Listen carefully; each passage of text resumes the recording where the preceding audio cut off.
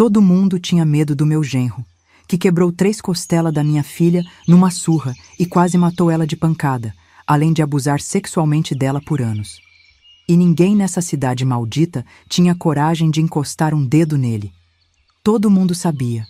Todo mundo via os roxos na Lourdes, os olhos inchados, o jeito que ela mancava quando pensava que ninguém estava olhando. Mas ele era da brigada, e aqui no sul, quem mexe com militar se dana bonito. A farda protegia aquele demônio melhor que qualquer armadura. Então eu, uma velhinha costureira de 70 e poucos anos, fiz o que nenhum homem corajoso dessa cidade teve peito para fazer. Me infiltrei no meio deles que nem espião de guerra.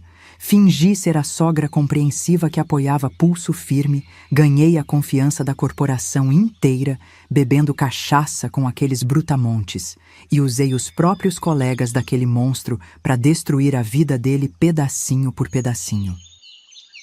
E quando digo destruir, é destruir mesmo, sem dó nem piedade, que nem ele fazia com minha menina.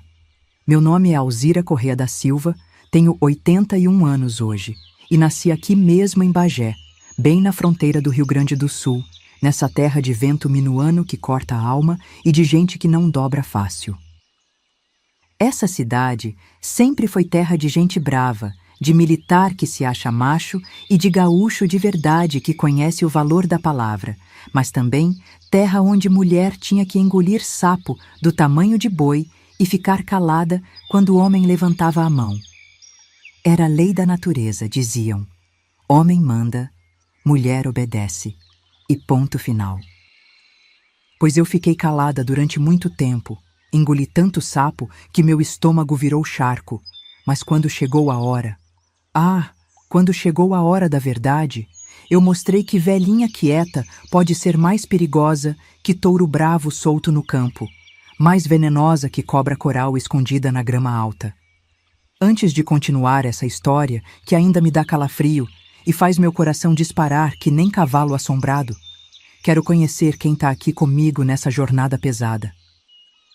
Comenta aí teu nome e de que cidade do nosso Brasil tu tá me escutando, porque eu preciso sentir o calor de gente boa para me dar força. Quero sentir que tenho companhia verdadeira para contar o que nunca contei para quase ninguém, nem pro padre na confissão.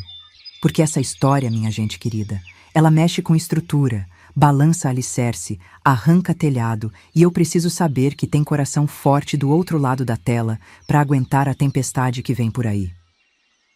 Não é história para criança nem para gente de coração mole, não. Bagé dos anos 60 e 70 era uma cidade que respirava militarismo por todos os poros, que nem doente com tuberculose cuspindo sangue. Aqui tinha o 3º Regimento de Cavalaria Mecanizada, tinha Brigada Militar, tinha Polícia Civil, tinha homem fardado em cada esquina fumando cigarro e se achando dono do mundo. Eles desfilavam pela rua que nem pavão enfesado, peito estufado, queixo empinado, cumprimentando uns aos outros com aquele ar de superioridade que dava ânsia. Era a época que mulher não podia nem levantar a voz dentro de casa, que dirá questionar marido, sogro ou genro. O que acontecia entre 4 paredes, ficava entre 4 paredes, e ai de quem tentasse meter o bedelho onde não era chamado. Era a lei do silêncio mesmo, mais respeitada que os 10 mandamentos, e quem quebrava essa lei acabava mal, muito mal. Eu fiquei viúva muito cedo, com apenas 22 anos, quando minha Lourdes era apenas uma pequerrucha de 5 anos que ainda molhava a cama e chorava por qualquer coisinha. Meu marido, o Osvaldo, trabalhava na estação de trem aqui da cidade, um homem bom como pão fresco, trabalhador que nem formiga, que nunca levantou a voz para mim nem para o cachorro da rua. Morreu de pneumonia numa daquelas gripes bravas de inverno que levava a gente embora num piscar de olhos, quando nem médico nem reza adiantava mais nada. Me deixou sozinha nesse mundo cão, com uma criança para criar, uma boca para sustentar e nem um vintém furado guardado no baú. A pensão da viuvez era uma miséria que não dava nem para comprar feijão para o mês inteiro. Não tinha tempo para lamentação, não tinha luxo de ficar chorando pitanga pelos cantos. Peguei a máquina de costura Singer que a mãe do Osvaldo me deu de presente de casamento, uma máquina pesada que fazia barulho de trem subindo serra, e comecei a trabalhar que nem uma condenada de sol a sol. Costurava vestido de festa para as moças ricas da cidade, arrumava roupa de homem, fazia bainha em calça de militar, remendo em meia furada, tudo que aparecesse na minha porta. As mãos ficavam em carne viva de tanto puxar linha, os dedos sangravam, mas era o que tinha para sustentar nós duas nesse mundo de cachorro doido. Trabalhava até os olhos arderem, até as costas doerem que nem se tivesse levado surra de vara de marmelo. A Lourdes cresceu sendo minha companheira de todas as horas. Minha sombra, meu grude. Era uma menina doce que nem mel de abelha, obediente que nem cãozinho adestrado, que nunca me deu trabalho nem dor de cabeça. Ficava sentadinha do meu lado enquanto eu costurava, quietinha que nem santa no altar, brincando com boneca de pano que eu fazia da sobra de tecido e enchendo de trapo velho. Sonhava em casar de véu e grinalda numa igreja cheia de flor, ter uma casa grande com quintal cheio de filho correndo, ser uma dona de casa exemplar que nem as mulheres da novela do rádio. Sonho bobo de menina que não conhece a vida, mas que na época parecia o máximo da felicidade, a meta de toda moça direita. Quando a Lourdes fez 18 anos, ela tinha virado uma moça linda de fazer parar trânsito, com aqueles cabelo castanho comprido que brilhava no sol que nem seda pura, e uns olhos verde que chamava a atenção de qualquer homem, desde novo até velho caduco. Trabalhava comigo na costura, tinha mão boa para linha e agulha, mas eu sempre dizia que aquela vida de quebrar as costas não era para ela, que ela merecia coisa melhor que ficar curvada em cima de máquina de costura até os ossos doerem. Queria que ela arranjasse um bom marido, um homem de posição, tivesse uma vida mais fácil e mais macia que a minha. Como eu era tonta, né? Achando que casamento ia ser salvação, que homem ia ser príncipe encantado, que conto de fada existia na vida real. Foi numa festa de igreja, dessas de quermesse com barracas de pastel e música de sanfona, que apareceu o maldito do Vanderlei na nossa vida, que nem praga de gafanhoto.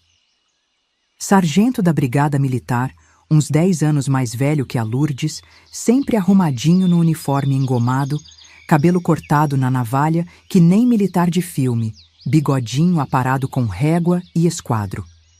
Ele chamava a atenção das mulheres da cidade inteira, solteira e casada. Mas foi na minha filha inocente que ele botou os olhos de cobra. Dizia que nunca tinha visto moça tão educada, tão prendada, tão diferente das outras vagabundas da cidade. Falava bonito, sabia usar palavra difícil, parecia homem de cultura. O namoro foi um conto de fada saído direto dos livros de história, pelo menos era o que parecia para quem olhava de fora. Ele trazia flor do jardim da praça para Lourdes, bombom da confeitaria mais cara da cidade, chocolate importado que custava os olhos da cara, levava ela para passear de carro nas tardes morna de domingo.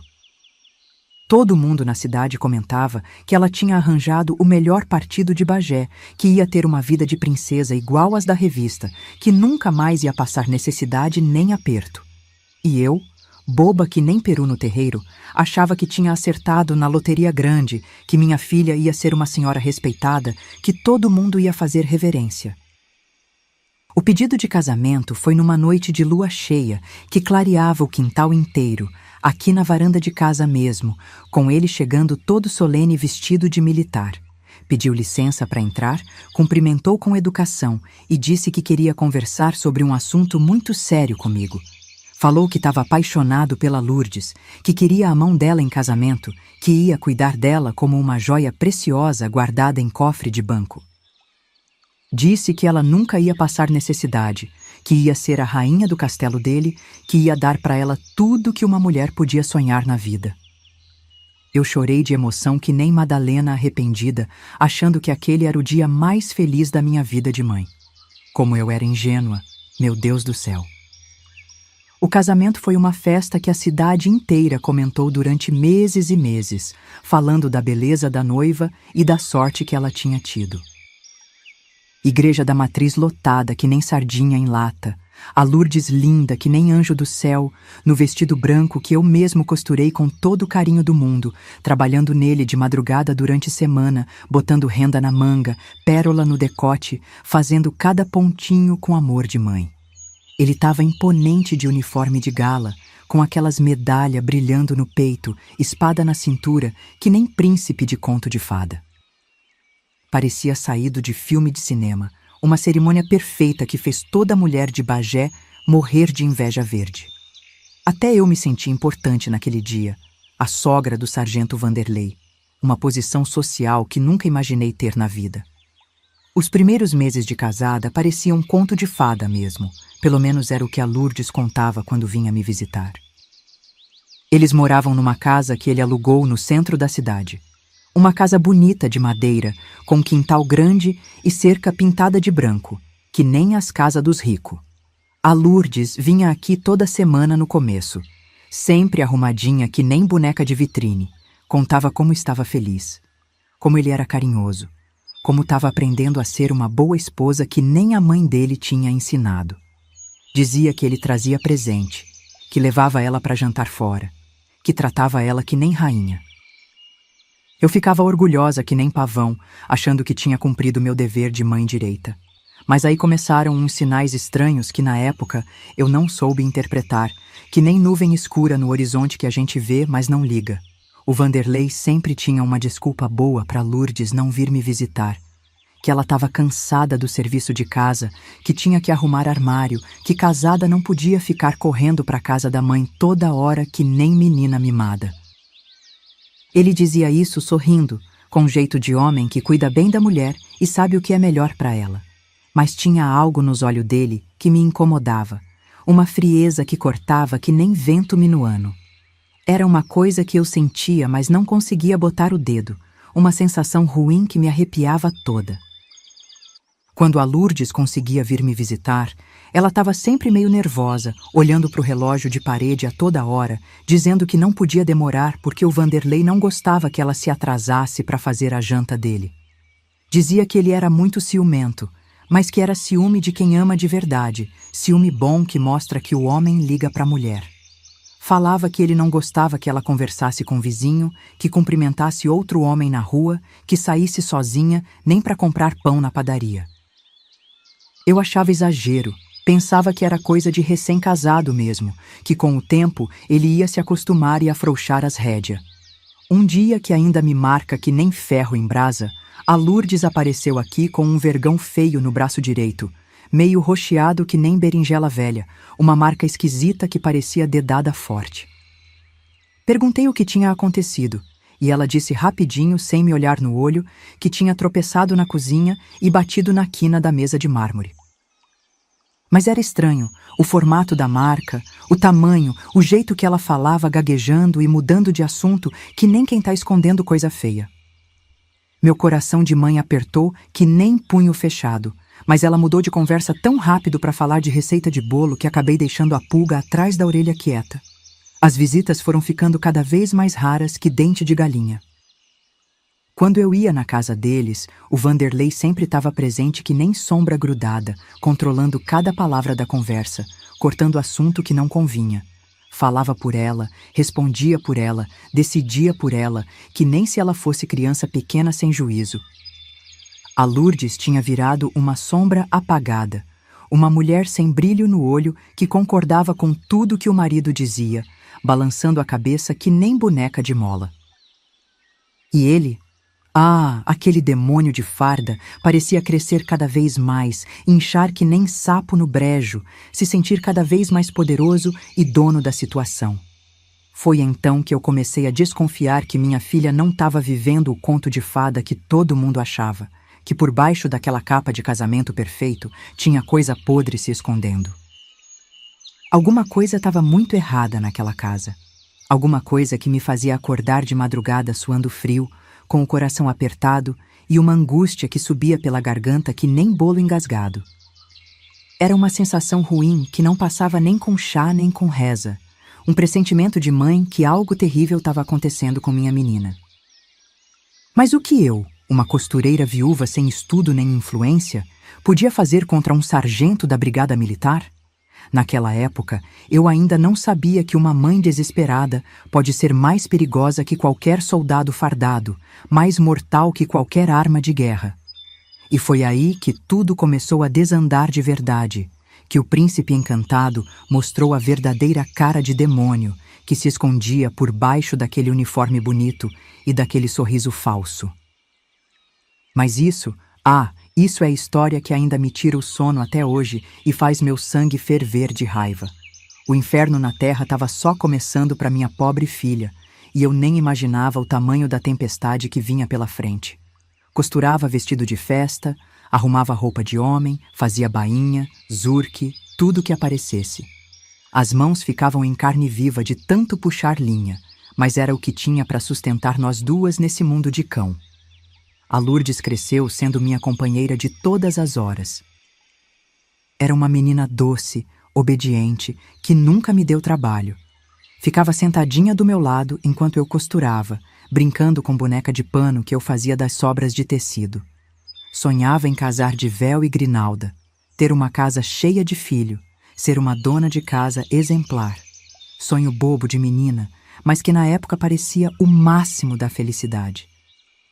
Quando a Lourdes fez 18 anos, ela estava uma moça linda, com aqueles cabelo castanho que brilhava no sol e uns olhos verde que chamava a atenção de qualquer um. Trabalhava comigo na costura, mas eu sempre dizia que aquela vida não era para ela, que ela merecia coisa melhor. Queria que ela arranjasse um bom marido, tivesse uma vida mais fácil que a minha.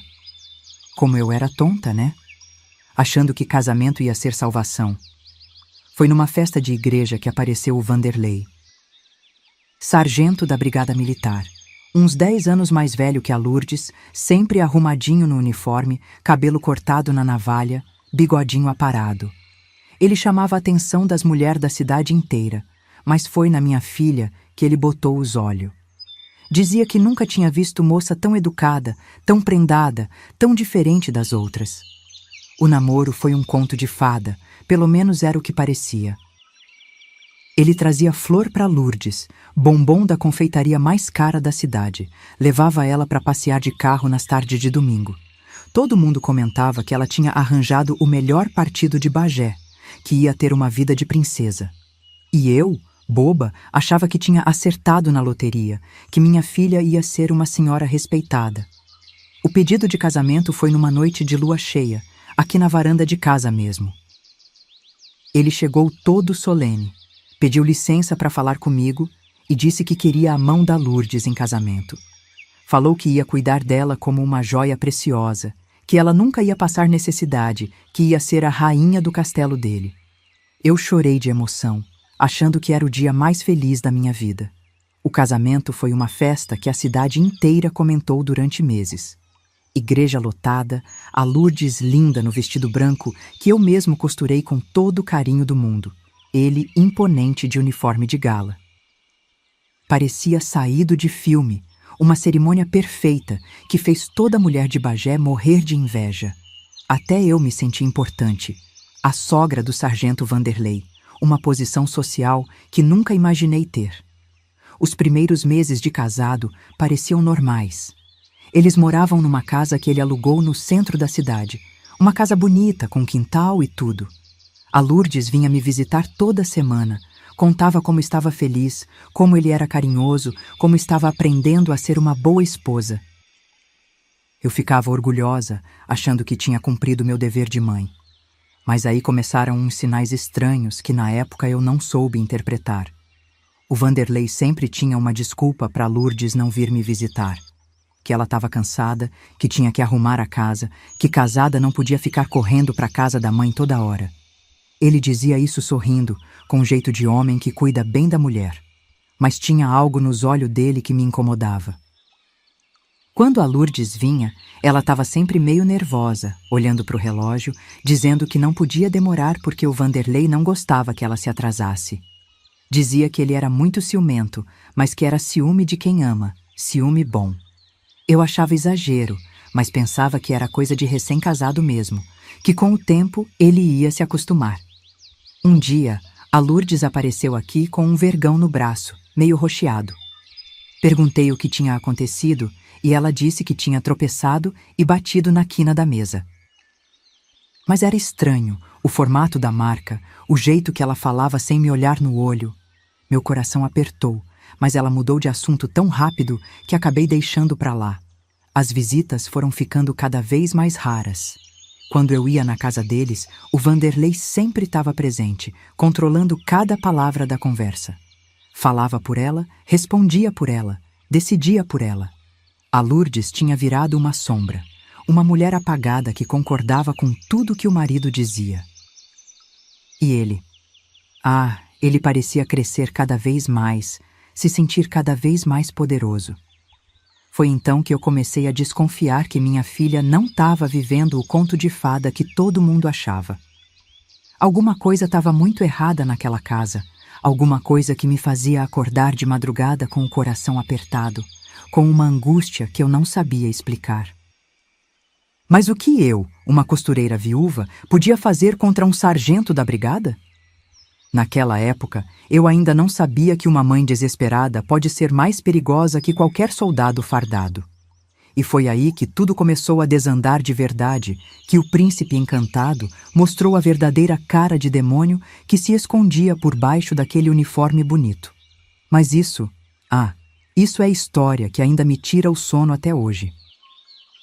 Mas espera lá, antes de ir direto para o final dessa história de arrepiar, tenho que começar essa confusão toda lá do começo, quando minha vida virou de ponta cabeça e eu nem desconfiava do inferno que estava se armando bem debaixo do meu nariz. Porque o que aconteceu com a Lourdes não foi de uma hora para outra, não. Foi que nem veneno de cobra, entrando devagarinho no sangue, matando aos poucos, sem a gente perceber que a morte já estava rondando a casa. O maldito do Vanderlei foi tirando a máscara de bom moço pedacinho por pedacinho, que nem quem descasca cebola, uma camada de cada vez, até sobrar só a podridão fedorenta que estava escondida lá no fundo. A lua de mel daqueles dois durou exatamente 3 meses. 3 meses de fingimento, de teatro bem representado, até o dia que a Lourdes apareceu aqui em casa com os olhos vermelhos de tanto chorar e uma marca vermelha no rosto que parecia tapa bem dado. Quando perguntei o que tinha acontecido, ela disse que tinha caído da cama de madrugada e batido a cara na mesinha de cabeceira. Mentira mais sem pé nem cabeça que eu já ouvi na vida. Mas a menina estava tão assustada, tão nervosa, que eu não tive coragem de apertar o papo. Ela ficou aqui só 1 hora, olhando para a porta a toda hora, dizendo que tinha que voltar, porque ele não gostava quando ela demorava fora de casa. Foi aí que começou o isolamento da minha filha, que nem preso que vai perdendo direito um de cada vez até ficar trancado, que nem bicho em jaula. O Vanderlei inventou que eu era má influência para ela, que ficava botando minhoca na cabeça dela contra o marido. Dizia que sogra intrometida era praga pior que seca no milharal, que mulher casada que vivia grudada na mãe nunca aprendia a ser esposa de verdade. E a coitada da Lourdes, que sempre foi menina obediente, foi acreditando naquelas conversas fiadas, foi se afastando de mim que nem eu fosse alguma doença contagiosa que ela podia pegar só de chegar perto. As amigas da Lourdes também foram sumindo da vida dela uma por uma, que nem folha no vento forte. O demônio daquele homem arranjava defeito em toda mulher que chegasse perto da minha filha. Que fulana era fofoqueira, que cicrana era vagabunda, que beltrana era invejosa da felicidade alheia. Até a comadre dela, que tinha sido madrinha de casamento, virou persona non grata na casa. Dizia que mulher que vivia sozinha era perigosa, que botava ideia errada na cabeça de mulher casada, que era melhor a Lourdes se afastar daquela gentalha sem compromisso. O dinheiro também virou arma nas mãos dele. A Lourdes não podia gastar nenhum centavo sem pedir permissão, que nem criança que precisa de autorização dos pais. Ele dava um trocadinho contado para ela fazer compra no mercado. E coitada dela tinha que prestar conta de cada vintém, mostrar o troco, explicar por que comprou uma marca de sabão em vez de outra. Se sobrava algum dinheiro, ele guardava na carteira dele. Se faltava, ela levava bronca que durava horas, ouvindo que era gastadeira, que não sabia dar valor ao suor do marido, que mulher não entendia de economia. Aí começaram as humilhações de verdade, as palavras que cortavam mais fundo que navalha amolada. Ele falava para Lourdes que ela era burra, que não sabia fazer nada direito, que se não fosse ele cuidando dela, ela ia morrer de fome na sarjeta. Dizia que eu tinha criado ela mal criada, que não sabia ser mulher de verdade, que era preguiçosa e incompetente. Se ela queimava a comida, levava xingo que durava até de madrugada. Se não passava a roupa dele do jeito que ele gostava, ouvia que era uma inútil que não servia nem para ser empregada doméstica. A violência física começou com uns tapinha que ele chamava de correção de marido, que nem quem bate em cachorro desobediente. Se ela contrariava ele em alguma coisa, se demorava para responder quando ele perguntava alguma coisa, se não tinha a comida pronta na hora que ele chegava do trabalho, levava um beliscão aqui, um empurrão ali, um pescotapa bem dado para aprender a respeitar o homem da casa. E ela, coitada, ia engolindo aquilo tudo que nem remédio amargo, achando que merecia, que tinha feito alguma coisa errada mesmo. Os colegas dele da brigada sabiam de tudo o que acontecia naquela casa. Bagé é cidade pequena, todo mundo conhece todo mundo, e militar ainda mais, que vivem numa irmandade desgraçada onde um protege o outro até da própria sombra. Mas em vez de chamar a atenção dele, os vermes ainda davam risada, diziam que ele sabia dar jeito em mulher, que sabia botar mulher no lugar dela. Falavam que Lourdes tinha muita sorte de ter um marido que se preocupava em educá-la direito, que não era todo homem que tinha paciência de ensinar mulher a ser gente. Eu comecei a notar as mudanças na minha filha quando ela aparecia aqui, cada vez mais magra, cada vez mais apagada, que nem vela que está se derretendo devagarinho. Os olhos dela perderam aquele brilho de menina feliz e viraram 2 buracos fundo, cheio de medo e de tristeza. Ela falava baixo, sempre olhando para os lados, que nem quem tem medo de ser ouvida falando coisa que não devia. E sempre com roupa de manga comprida, mesmo no calor do verão, cobrindo o corpo que nem freira no convento. Um dia eu descobri por que ela usava tanto pano para cobrir a pele. Ela estava ajudando eu a estender roupa no varal quando a manga da blusa subiu sem ela perceber. E eu vi um roxo feio no pulso dela, marca clara de mão de homem apertando com força. Quando perguntei o que era aquilo, ela puxou a manga rapidinho e disse que tinha se machucado, carregando panela pesada do fogão. Mas eu não nasci ontem, eu sei distinguir marca de batida de marca de trabalho. Aquilo ali era sinal de gente que tinha segurado ela com força, com raiva, com vontade de machucar. As desculpas foram ficando cada vez mais sem sentido. Que ela tinha caído da escada, que tinha tropeçado no degrau, que tinha se machucado limpando vidro, que tinha queimado o braço no fogão. Toda vez uma mentira diferente, mas sempre contada com a mesma voz trêmula, o mesmo olhar fugidio, o mesmo jeito de quem está morrendo de medo de falar a verdade. E eu ali, vendo minha filha se acabando que nem flor murcha, sem poder fazer nada porque ela não admitia que estava apanhando, não aceitava ajuda de ninguém.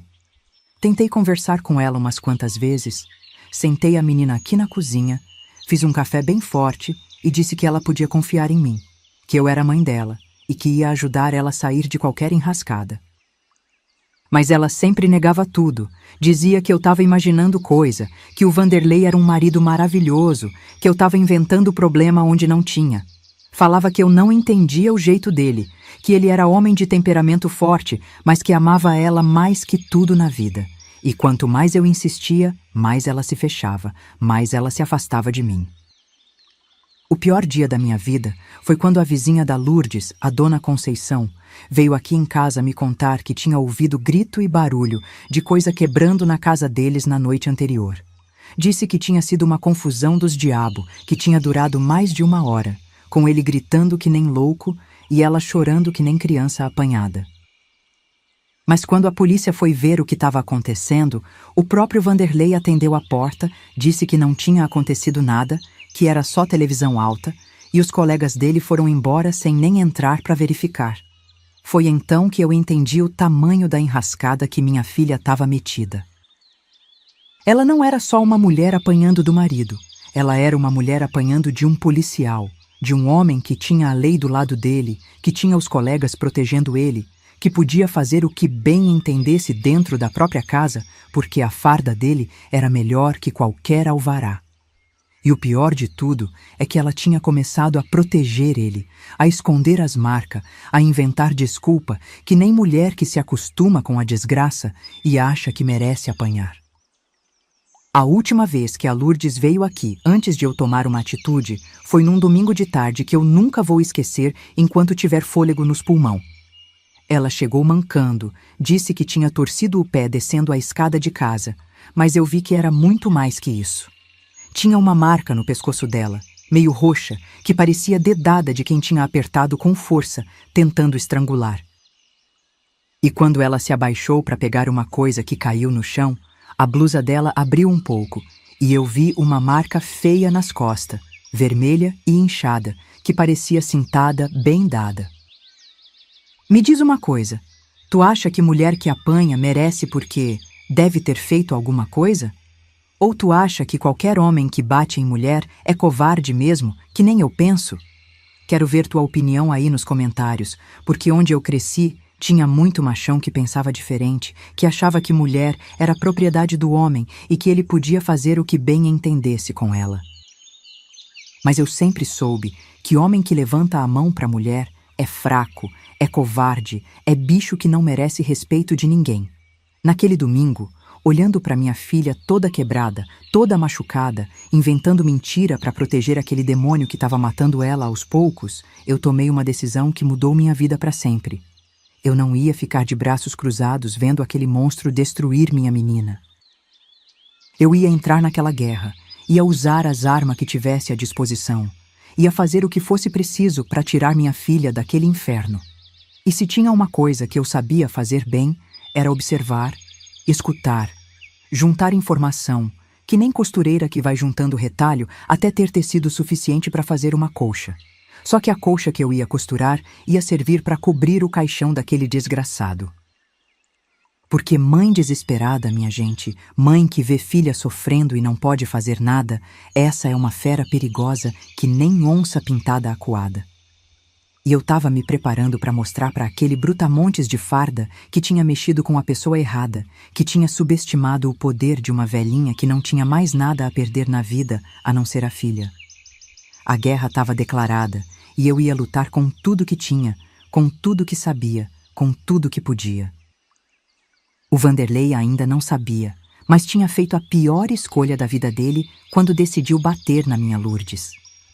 O dia que mudou tudo foi numa terça-feira chuvosa de março, quando recebi uma ligação do hospital dizendo que minha filha tinha sido internada às pressas depois de uma queda grave da escada que tinha deixado ela com 3 costelas quebradas e traumatismo craniano.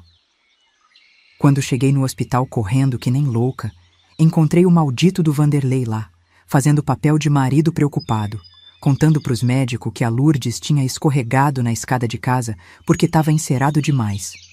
Mas quando eu vi minha filha naquela cama, toda enfaixada, com o rosto inchado que nem melancia podre, eu soube que aquilo não tinha sido queda de escada coisa nenhuma. Aquilo ali era resultado de uma surra das braba, daquelas que deixa marca para resto da vida. O médico, um doutor novo que não conhecia as maracutaia da cidade, me chamou num canto e disse baixinho que as lesões da Lourdes não eram compatíveis com queda de escada, que parecia mais agressão física. Falou que era obrigado a comunicar à polícia quando havia suspeita de violência doméstica. Mas antes que ele pudesse fazer qualquer coisa, apareceu o delegado, amigão do Vanderlei, dizendo que já estava tudo esclarecido, que tinha sido acidente doméstico mesmo, que não precisava de investigação. E o doutor, que era de fora e não queria confusão com a autoridade local, engoliu a conversa e ficou por isso mesmo. Foi naquele momento, vendo minha filha quase morta naquela cama de hospital e aquele demônio de farda rindo com os colegas dele no corredor, que eu entendi que não adiantava mais tentar convencer a Lourdes a sair de casa, não adiantava apelar para a polícia, não adiantava esperar que alguém fizesse alguma coisa. Se eu quisesse salvar minha filha, ia ter que entrar naquela guerra sozinha, usando arma que ninguém esperava que uma velhinha costureira soubesse usar. Ia ter que ser mais esperta que aqueles brutamontes, mais astuta que aquela corja de fardado que se protegia uns aos outros. A estratégia que eu bolei foi simples, mas arriscada.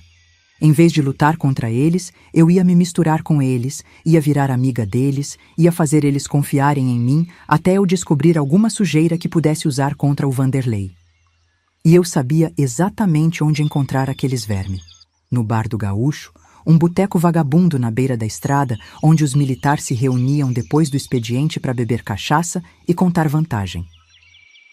Era um lugar onde mulher direita não botava o pé, mas eu não estava mais preocupada com reputação. Estava preocupada era em salvar minha filha. Comecei a frequentar o bar do Gaúcho numa quinta-feira à noite, chegando sempre por volta das 8 horas, quando a turma do Vanderlei já estava lá enchendo o caneco. No começo, eles estranharam ver uma senhora de idade naquele antro de macho, mas eu logo inventei uma desculpa. Disse que era sogra do sargento Vanderlei e que estava preocupada com ele, que ele chegava em casa muito estressado do trabalho e que eu queria entender melhor o dia a dia dele para poder ajudar. Falei que queria conhecer os amigos dele, que achava importante a família se dar bem com os colegas de corporação.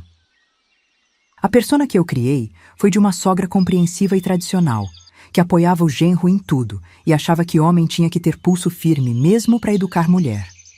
Falava que a Lourdes sempre foi menina de temperamento difícil, que precisava de mão pesada para aprender a ser esposa direita, que eu apoiava totalmente o jeito do Vanderlei de conduzir o casamento.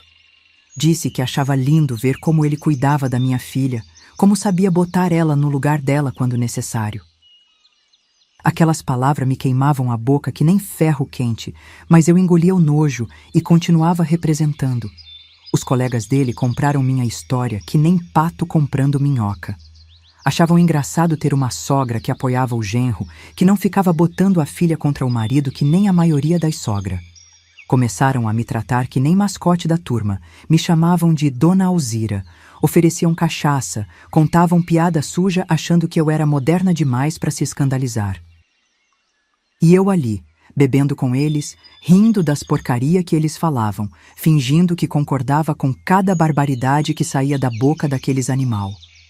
Aos poucos, fui conquistando a confiança da turma e descobrindo como funcionava a corrupção dentro da corporação.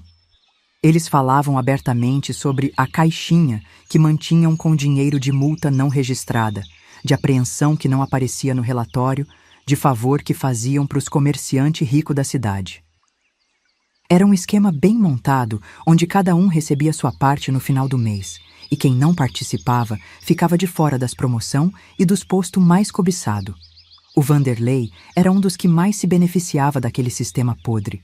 Foi numa dessas noites de bebedeira que eu descobri que o Vanderlei estava desviando o dinheiro da própria caixinha da corporação. Ouvi ele conversando com outro sargento sobre uns extra que ele estava fazendo, uns dinheiro que estava guardando sem passar para a turma.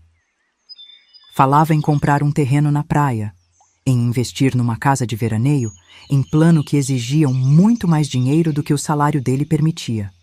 E quando o outro questionou de onde vinha tanta grana, ele deu uma risadinha sacana e disse que sabia trabalhar direitinho os confiscados das apreensão. Comecei a prestar atenção em tudo que ele falava, a decorar nome, data, valor, lugar. Levava uma caderneta pequena na bolsa e anotava tudo quando chegava em casa, cada detalhe da conversa, cada pista que podia me levar a alguma prova concreta. Descobri que ele tinha uma conta no banco de cidade vizinha onde depositava o dinheiro sujo, que usava nome falso em alguns documentos, que tinha sociedade escondida em loja que vendia peça de carro roubado. Era um criminoso de farda, um bandido protegido pela corporação. O cabo Getúlio foi minha salvação nessa história toda. Era um homem mais velho, uns 50 e poucos anos, que trabalhava na mesma unidade do Vanderlei, mas nunca se misturava com a turma da caixinha. Tinha fama de carola, de homem direito que não se metia em sujeira, e por isso mesmo era meio isolado pelos outros. Mas eu percebi que ele observava tudo, que escutava as conversas sem participar, que tinha uma raiva surda daquele esquema de corrupção que ele não podia denunciar porque ninguém ia acreditar na palavra dele contra toda a corporação. Uma noite que o Getúlio estava sozinho no bar, sentei do lado dele e puxei conversa. Falei que achava ele diferente dos outros, que parecia homem de caráter, que devia ser difícil trabalhar num lugar onde todo mundo fazia coisa errada. Ele ficou surpreso com a minha franqueza, mas aos poucos foi se abrindo, contando como sofria vendo a corporação virar antro de bandido, como sonhava aposentar logo para não ter que conviver com aquela gentalha. Foi então que eu resolvi jogar todas as cartas na mesa e contar minha situação real. Contei pro Getúlio que eu não era sogra compreensiva coisa nenhuma, que o Vanderlei estava espancando minha filha que nem animal e que eu estava ali para conseguir alguma coisa que pudesse usar contra ele. Mostrei as anotações que eu tinha feito sobre a corrupção dele, os detalhes das conversas que eu tinha ouvido. O homem ficou branco que nem papel. Disse que sempre desconfiou que o Vanderlei fosse crocodilo, mas que nunca tinha conseguido prova. E foi aí que a gente se uniu, que viramos parceiro numa missão que parecia impossível. O Getúlio tinha acesso a arquivo interno da corporação, conhecia os procedimentos, sabia como funcionava a corregedoria. Ele me explicou que se a gente conseguisse prova concreta da corrupção do Vanderlei, prova que não desse para contestar, a corregedoria seria obrigada a investigar, mesmo com toda a proteção que ele tinha. Mas ia ter que ser coisa muito bem documentada, muito bem planejada, porque se desse errado, nós dois íamos acabar mal, muito mal. A corporação não perdoava quem mexia com seus esquemas. Passamos semana planejando cada detalhe da operação. O Getúlio conseguiu descobrir o número da conta secreta do Vanderlei, os horários que ele ia no banco, os documentos que ele usava. Eu continuei frequentando o bar, fingindo ser a sogra bobinha, mas agora prestando atenção em cada movimento dele, em cada palavra que pudesse nos dar mais munição.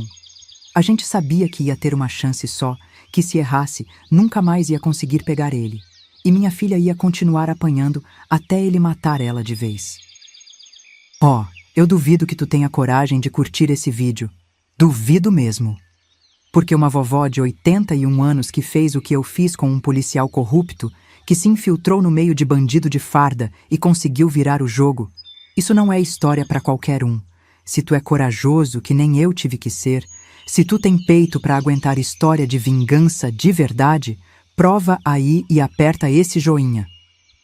Porque o que vem pela frente vai mostrar que velhinha furiosa é pior que enxame de vespa brava. O plano que a gente bolou era arriscado, mas era a única chance que nós tinha. O Getúlio ia usar a posição dele para plantar algumas provas no armário do Vanderlei, documento que provava a participação dele no esquema de corrupção. Ao mesmo tempo, eu ia conseguir acesso à casa dele quando a Lourdes estivesse no hospital fazendo exame, e ia esconder mais evidência lá, coisa que a Polícia Federal ia encontrar quando fizesse busca e apreensão. Era perigoso, era arriscado, mas a gente não tinha mais escolha. Durante 2 semanas, eu continuei indo no bar, mantendo a fachada de sogra compreensiva, enquanto por dentro eu fervia de ódio. Via aquele monstro rindo, contando vantagem para os colegas sobre como sabia educar mulher, falando que a Lourdes estava mais comportada depois dos últimos ajustes que ele tinha dado nela. Cada palavra era um soco no meu estômago, cada risada era uma facada no meu coração, mas eu aguentava tudo porque sabia que logo, muito logo, ia ser a minha vez de rir por último. O dia da operação foi marcado para uma sexta-feira, quando o Vanderlei ia estar de plantão até tarde e a Lourdes ia ter que ficar no hospital para fazer uns exames. O Getúlio conseguiu a chave do armário dele na delegacia, e eu consegui uma cópia da chave da casa através de um chaveiro amigo que fez o serviço sem fazer pergunta. Tudo tinha que ser executado no mesmo dia, na mesma hora, para não dar tempo dele descobrir e se livrar das provas. Era agora ou nunca, era vida ou morte para minha filha. Chegou o dia da verdade, o dia que eu ia descobrir se meu plano era bom o suficiente para derrubar um policial corrupto ou se eu ia acabar enterrada em algum lugar que ninguém nunca ia encontrar. Mas eu não estava com medo mais, não. Era com sede de vingança, com vontade de ver aquele demônio de farda pagar por cada lágrima que tinha feito minha filha derramar, por cada marca que tinha deixado no corpo dela. A guerra estava declarada, e dessa vez, a velhinha ia mostrar quem é que mandava naquele jogo. Chegou a sexta-feira da execução, e eu acordei com o coração batendo que nem tambor de escola de samba, mas não era de medo não. era de ansiedade, de vontade de finalmente botar aquele plano em prática e ver se ia dar certo depois de tanto planejamento. O Getúlio tinha me ligado cedo, confirmando que estava tudo certo do lado dele, que o Vanderlei ia ficar de plantão até meia-noite e que ele tinha conseguido acesso ao armário dele na delegacia. Minha parte era mais arriscada. Eu tinha que entrar na casa deles, plantar as evidências que a gente tinha preparado e sair sem deixar rastro. Se alguém me visse, se a Lourdes voltasse antes do previsto, se qualquer coisa desse errado, eu estava ferrada. Esperei até às 3 horas da tarde, quando sabia que a Lourdes estava no hospital fazendo exame e o Vanderlei estava no plantão. Peguei uma sacola com as evidências que o Getúlio tinha conseguido. Papel timbrado da corregedoria falsificado, documento que mostravam movimentação bancária suspeita, foto de dinheiro que teoricamente tinha sido apreendido mas não declarado. Tudo muito bem elaborado para parecer que era investigação em andamento que alguém tinha escondido na casa dele. Eram prova plantada, mas prova que podiam levar à descoberta das provas real da corrupção dele. A casa deles ficava numa rua tranquila, com quintal murado e portão alto que dava privacidade. Usei a chave que o chaveiro tinha feito e entrei pela porta dos fundos, rezando para ninguém me ver. Meu coração estava disparado, as mãos suavam frio, mas eu não podia vacilar. Fui direto para o quarto deles, abri o guarda-roupa dele e escondi os papéis no meio das roupas, bem no fundo, onde parecia que alguém tinha tentado esconder às pressas. Depois, fui para o escritório dele e coloquei mais documento dentro de uma pasta velha, misturado com outros papéis da corporação. Mas o que me chocou mesmo foi o que eu encontrei enquanto plantava as evidências. No criado mudo do lado da cama dele, tinha uma gaveta trancada que eu consegui abrir com um grampo de cabelo. Dentro dela, tinha a foto da Lourdes toda machucada, com olho roxo, com marca no corpo, que nem troféu de guerra que ele guardava. Tinha também um caderninho onde ele anotava as correção que dava nela, com data, motivo e tipo de castigo aplicado. Era um diário da violência, um registro detalhado de cada espancamento que ele dava na minha filha. Vi também que ele tinha guardado aliança de casamento de outras mulheres, foto de outras vítimas, recorte de jornal sobre mulher que tinha aparecido morta em cidade vizinha. Aquilo me deu um choque tão grande que quase caí dura ali mesmo. O Vanderlei não era só um marido violento, ele era um predador serial, um assassino que usava a farda para encobrir os crimes. Minha filha não era a primeira vítima dele, e se eu não fizesse alguma coisa, não ia ser a última. Aquilo me deu ainda mais força para continuar com o plano. Guardei algumas daquelas fotos no meio das evidências que eu estava plantando, para garantir que quando a polícia fizesse a busca, ia encontrar não só prova de corrupção, mas também prova de violência doméstica. Saí da casa correndo, com as pernas tremendo que nem vara verde, mas com a certeza de que tinha feito a parte mais difícil. Agora era esperar o Getúlio fazer a dele e mandar a denúncia anônima para a corregedoria. Na segunda-feira de manhã, o Getúlio ligou para mim dizendo que tinha plantado as evidências no armário do Vanderlei na delegacia e que tinha mandado um envelope anônimo para a corregedoria com denúncia detalhada sobre corrupção na unidade. A denúncia falava sobre desvio de dinheiro, sobre a conta secreta do Vanderlei, sobre o esquema da caixinha, tudo com nome, data e valor. Era informação que só alguém de dentro da corporação podia ter, o que dava credibilidade à denúncia. E no final, tinha uma dica sobre onde encontrar as provas. No armário dele na delegacia e na casa dele. A corregedoria não perdeu tempo. Na quarta-feira de manhã, chegou uma equipe de investigação interna no quartel, com mandado de busca e apreensão para a casa do Vanderlei e para a delegacia. Eles não avisaram ninguém. Chegaram de surpresa, que nem operação de guerra. O Vanderlei estava de folga, dormindo em casa, quando a turma bateu na porta com mandado judicial. Segundo me contaram depois, ele ficou branco que nem papel quando viu os investigadores na porta dele. A busca na casa dele foi um escândalo. Os vizinhos se aglomeraram na rua para ver o movimento. Todo mundo querendo saber o que estava acontecendo com o sargento respeitado. Quando os investigadores encontraram as evidências que eu tinha plantado, mais as coisas horríveis que ele realmente guardava, foi um Deus nos acuda. Encontraram o dinheiro escondido, os documentos falsos, as fotos das mulheres espancadas, o diário da violência. Era prova demais para qualquer um negar. Na delegacia, a situação ficou ainda pior para ele. O Getúlio fez papel de quem tinha descoberto por acaso as irregularidades no armário do Vanderlei quando estava procurando um processo. Chamou o delegado, mostrou os documentos suspeitos, fingiu surpresa total com o que tinha encontrado. O delegado, que estava preocupado com a própria pele porque sabia que a corregedoria estava investigando a unidade inteira, não teve escolha a não ser colaborar com a investigação. A proteção que o Vanderlei tinha na corporação desabou que nem castelo de carta. Os próprios colegas dele, quando viram o tamanho da sujeira que ele tinha feito, começaram a se afastar que nem ele tivesse lepra. A corrupção era uma coisa que eles aceitavam porque todo mundo participava, mas violência doméstica documentada, assassinato de mulher, isso era pesado demais até para aquela turma de bandido. Eles sabiam que se aquela história vazasse, ia respingar em todo mundo, que a corporação inteira ia ser investigada. Então, resolveram sacrificar o Vanderlei para salvar o próprio pescoço. A prisão dele foi na sexta-feira, exatamente uma semana depois que eu tinha plantado as evidências. Chegaram na casa dele de manhã cedo, com algema e tudo, para buscar ele. A Lourdes estava lá, ainda toda machucada da última surra que ele tinha dado, e quando viu os policiais prendendo o marido, ela começou a chorar, mas não de tristeza, não. Era choro de alívio, de libertação, de quem finalmente ia poder respirar sem medo.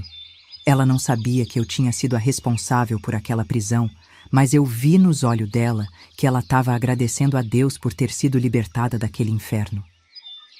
O jornal local fez uma festa com a notícia. Sargento da Brigada preso por corrupção e violência doméstica.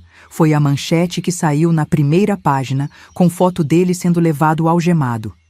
A cidade inteira ficou em choque. Ninguém acreditava que o exemplar sargento Vanderlei fosse capaz de tanta maldade. Mas as evidências eram incontestáveis. E quando outras mulheres começaram a aparecer, contando que também tinham sido agredidas por ele, o caso virou escândalo nacional. A expulsão da corporação veio logo depois da prisão. O comando da brigada não podia manter um homem assim na ativa, não com toda a repercussão que o caso estava tendo. Ele perdeu a farda, perdeu a patente, perdeu a pensão, perdeu tudo que dava status e proteção para ele. Virou só mais um criminoso comum esperando julgamento na cadeia, sem a proteção dos colegas, sem o respeito que a farda dava. Era uma queda livre, direto para o inferno. A Lourdes pediu divórcio ainda enquanto ele estava preso, e o processo foi mais rápido que relâmpago. Com todas as provas de violência doméstica que tinha sido descoberta, não teve nem contestação. Ela conseguiu ficar com a casa, com os bens, com tudo que era de direito dela. E o mais importante, ela estava livre para recomeçar a vida, livre para ser feliz de novo, livre para sorrir sem medo de levar tapa, livre para ser a mulher que ela sempre foi antes daquele demônio destruir a alegria dela. O julgamento dele foi um espetáculo à parte.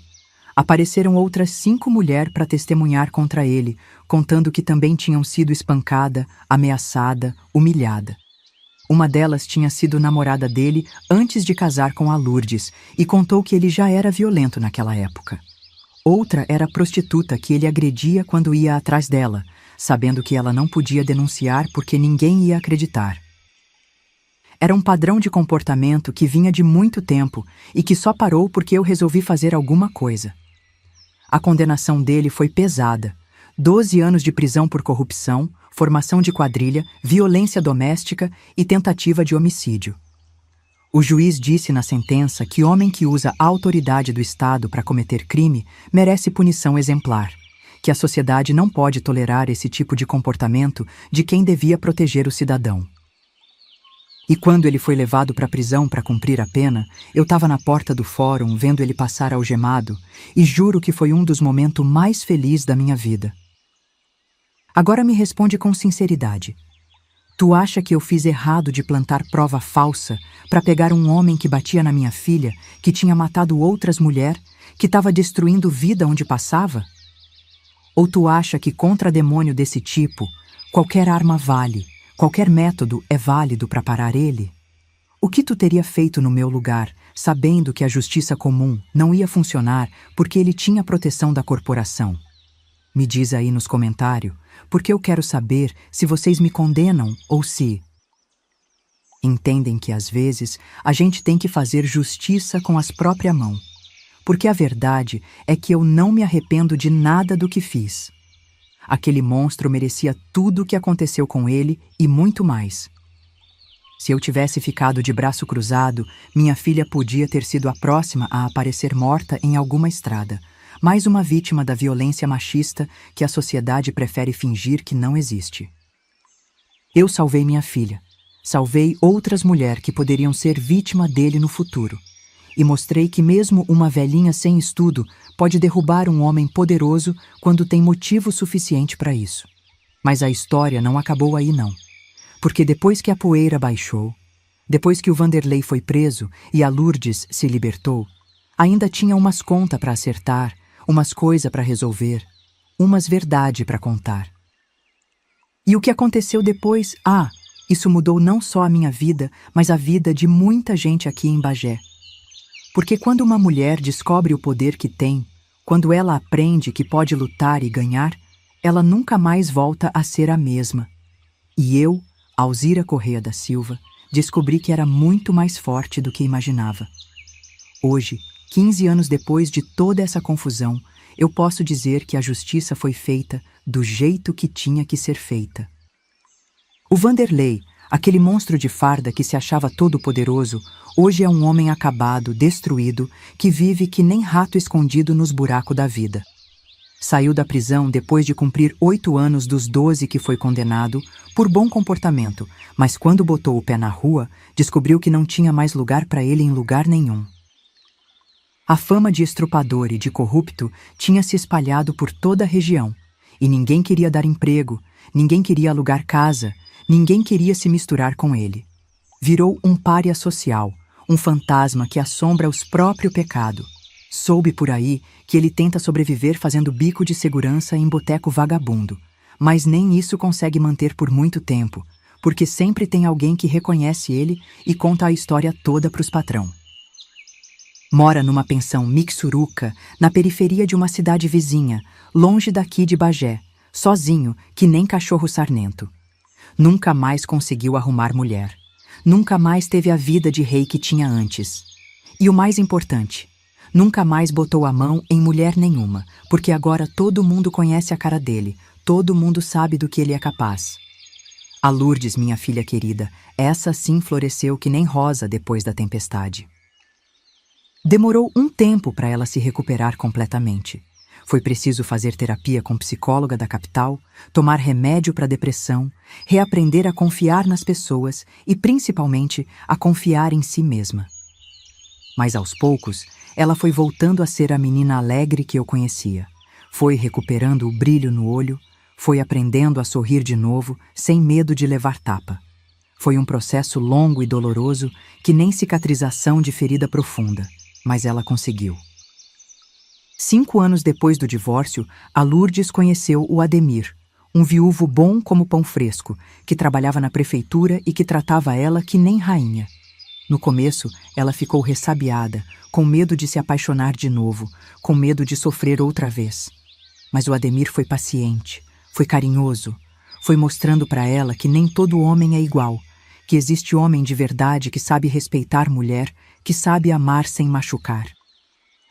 Eles se casaram numa cerimônia pequena, só com a família, mas foi mais bonito que o primeiro casamento dela, porque dessa vez era casamento de amor verdadeiro.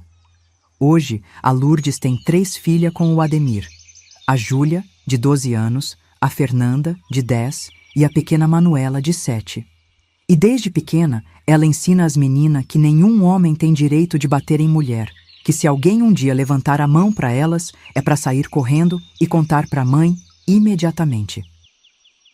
Ela conta a história dela para as filhas, adaptada para a idade delas, para elas entenderem que amor de verdade não machuca, não humilha, não controla. É uma mãe vigilante que nem eu fui com ela, mas agora com a experiência de quem já passou pelo fogo e sabe reconhecer a fumaça de longe.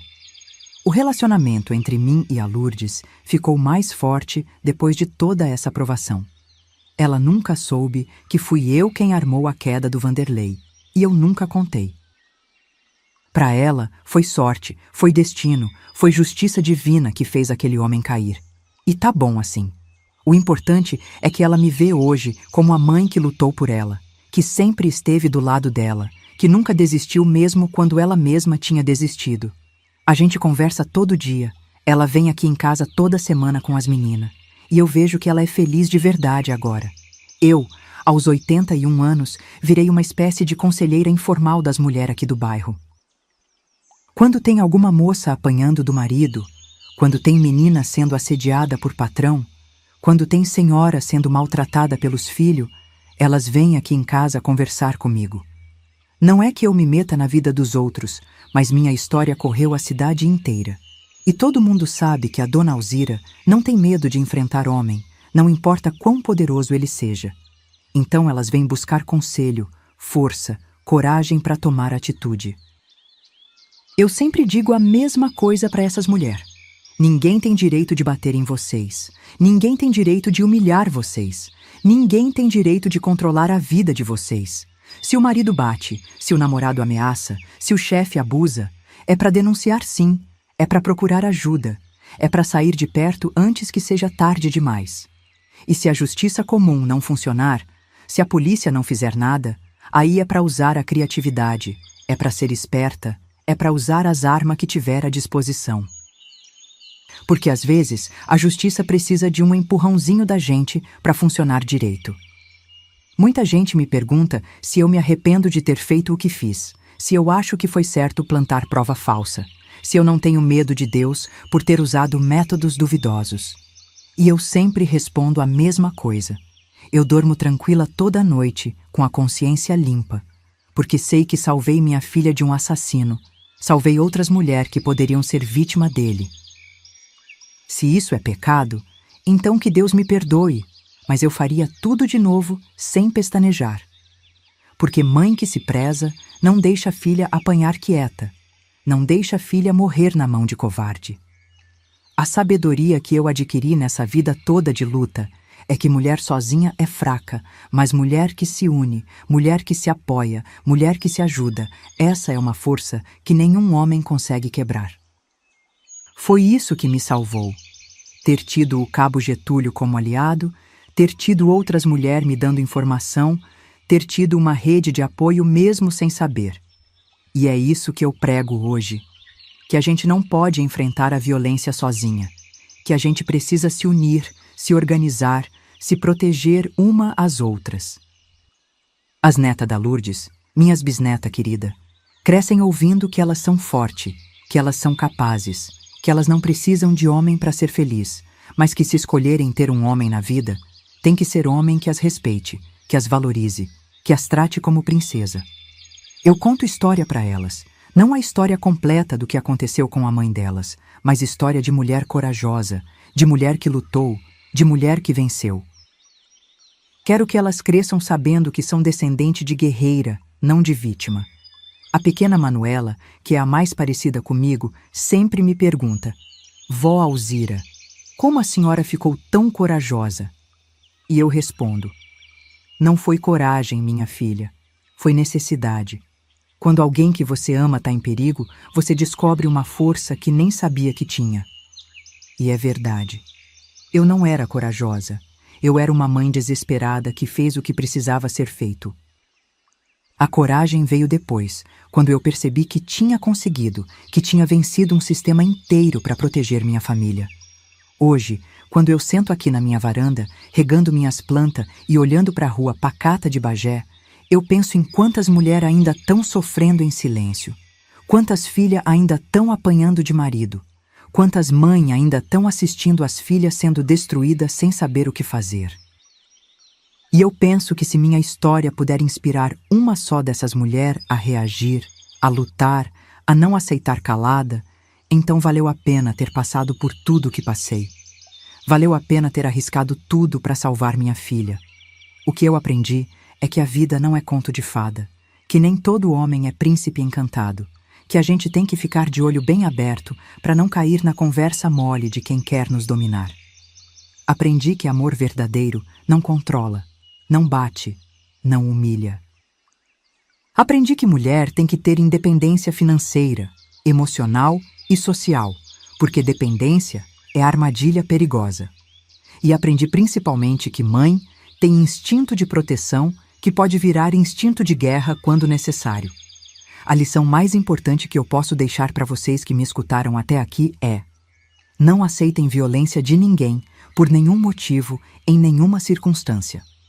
Não importa se ele é bonito, se ele tem dinheiro, se ele tem posição social, se todo mundo o respeita. Se ele bate uma vez, vai bater de novo. Se ele humilha uma vez, vai humilhar de novo. E pode ter certeza que vai piorar com o tempo, porque quem tem prazer em machucar os outros nunca se satisfaz, sempre quer mais, sempre quer destruir mais. E para vocês que são mãe, que têm filha, eu digo: observem, prestem atenção, não fechem os olhos para sinais de alerta. Se a filha de vocês mudou de comportamento, se ficou mais retraída, se está sempre com desculpa para a marca no corpo, se o namorado ou marido dela é muito controlador, investiguem. Não esperem a situação ficar pior. Conversem, apoiem, mostrem que ela pode contar com vocês. E se for preciso lutar, lutem. Porque não existe coisa pior na vida que perder uma filha para a violência doméstica, sabendo que poderia ter feito alguma coisa para evitar. O legado que eu quero deixar não é só para minha família, é para todas as mulheres que um dia passaram ou vão passar por situação parecida com a minha. Quero que saibam que elas são mais fortes do que imaginam, que elas podem sim enfrentar homem poderoso e vencer, que elas não precisam aceitar qualquer tipo de abuso só porque é normal ou porque sempre foi assim. Os tempos mudaram, a lei mudou, e nós, mulher, também temos que mudar. Temos que parar de aceitar migalha e exigir respeito total. Eu vivi 81 anos nessa terra. Vi muita coisa, sofri muita coisa, mas também aprendi muita coisa. E se tem algo que posso dizer com certeza, é que vale a pena lutar pela felicidade, vale a pena lutar pela dignidade, vale a pena lutar pela vida. Não importa quantos anos você tem, não importa a sua condição social, não importa se você tem estudo ou não. Se você tem amor verdadeiro por alguém, você tem força suficiente para mover montanha. E foi exatamente isso que eu fiz. Movi a montanha que estava esmagando minha filha. Hoje, quando vejo a Lourdes feliz com o marido novo, quando vejo as netas dela crescendo forte e independente, quando vejo que nossa família se libertou daquela maldição, eu sei que fiz a coisa certa. Pode ter sido do jeito errado para os padrões da sociedade. Pode ter sido usando o método que a lei não aprova, mas foi do jeito que deu certo, foi do jeito que funcionou. E é isso que importa, resultado. Minha filha está viva, está feliz, está livre. E eu posso morrer em paz, sabendo que cumpri meu dever de mãe até o fim. Eu sou Alzira Correia da Silva, de Bagé, Rio Grande do Sul, e essa é a história de como uma mãe pode mover montanhas quando a filha está em perigo. De como uma vovó de 81 anos conseguiu derrubar um policial corrupto usando apenas a astúcia e a determinação de quem ama de verdade. Se tu quer ouvir mais histórias de vovós guerreiras como eu, que enfrentaram o mundo e venceram, que mostraram que idade não é limite para coragem, se inscreve aí no canal Vovós do Brasil. E lembra sempre, mulher unida jamais será vencida, e mãe que ama de verdade é capaz de qualquer coisa para proteger os filhos. E não esqueçam de clicar nesses quadrados que estão passando aí na tela agora. Ali tem mais histórias de mulheres guerreiras como eu, que enfrentaram um dragão e saíram vitoriosa, que transformaram dor em força e desespero em sabedoria. Porque a vida da gente só tem sentido quando a gente usa nossa experiência para ajudar outras pessoas a não passarem pelo mesmo sofrimento que nós passamos. E se minha história salvou uma vida, se inspirou uma mulher a reagir, se deu coragem para uma mãe proteger uma filha, então eu cumpri minha missão nessa terra.